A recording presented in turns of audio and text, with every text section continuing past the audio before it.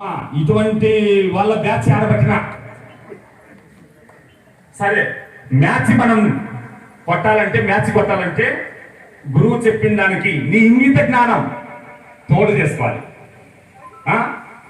చేల బరువులు పడకుండా చూడరా అంటే నువ్వు చూసా ఉంటే. ఇక్కడ రెండవది గురుదేవా నువ్వు చెప్పిందే నేను చేశాను, చూసా ఉండమన్నా చూసినా. సరే ఈ కాబట్టి పనిలో తప్పకుండా ఏదైనా పడితే అంటే తప్పకుండా వేస్తానన్నాడు. గురువు నిద్రపోతాడు, ఎద్దు పేడ పెడితే ఆ పేడ తీసి పనిలో కొట్టాడు. మరి ఏంద్ర ఈ పని చేసినావు అంటే, గురుదేవా నువ్వు ఏదైనా పనిలో ఏమన్నా వేసేసా. ఇట్టయితే ఎట్టడా ఇంత అమాయకుడివి. లేదు గురుదేవా, ఏం పడితే ఏం పడితే వేయకూడదు. వివరంగా సీట్ రాసి ఏమంటే సీట్ రాసి చేతిలో పెట్టి ఇప్పుడైనా భద్రంగా ఉండు అని చెప్పి నిద్రపోయాడు. గుళ్ళకమ్మ నది మధ్యలో అయిపోయింది.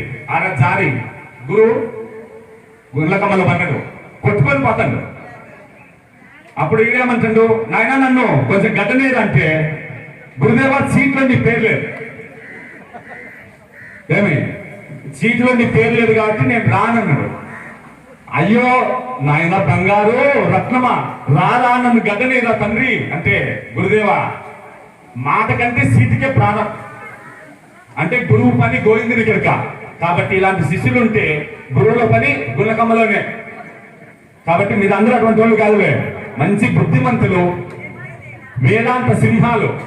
మాట కోసం బ్రతకడం ప్రతి మనిషికి మొట్టమొదటి కర్తవ్యం. కానీ మాటను నిలబెట్టుకుని జీవించేవాడు బహుదుర్లభం. కానీ నిలబడితే వాడే ఈ ప్రపంచంలో ధృవతార.